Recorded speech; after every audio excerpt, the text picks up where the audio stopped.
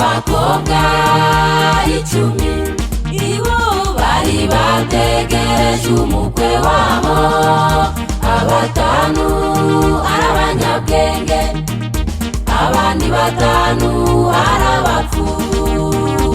Abapfu baje Nyamatabaza atagira amavuta, abanyabwenge bo bajana amavuta mu mperezo zabo.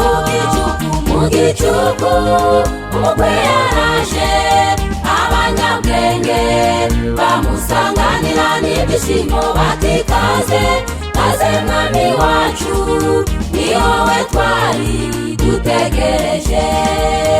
Ituzigiye Yesu azazira, haba ku manywa cyangwa nijoro.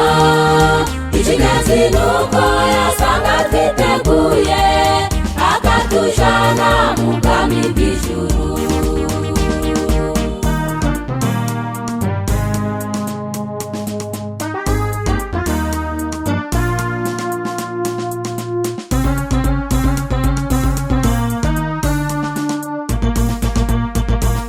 Abapfu bahaguruka bacana amatara yanga kwaka, maze bakabwira abanyabwenge bati nimuduhe ku mavuta yanyu.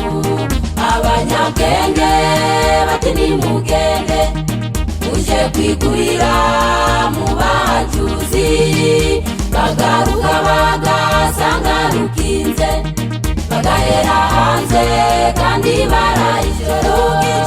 Mu gicuku umukwe yaraje, abanyabwenge bamusanganira n'ibyishimo bati kaze kaze mwami wacu, ni wowe twari dutegereje.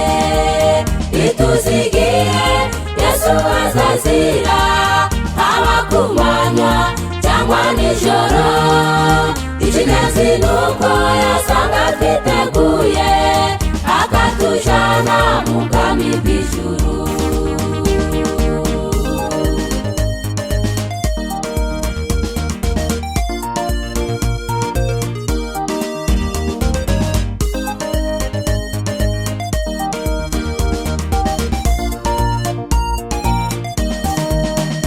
Gutegereza siko kwitegura, imirimo yacu izabyerekana. Wambwira ute ko witeguye, ugisambana ugisindukiroga? Tube maso kandi twitegure, ducunge Satani adatwibizamu, agatuma duhunikira. Yesu azasange tuboneye. Mu gicuku umukwe yaraje, abanyabwenge bamusanganira n'ibyishimo bati kaze kaze mwami wacu, ni wowe twari dutegereje. Ituzigiye Yesu azazira, haba ku manywa cyangwa nijoro.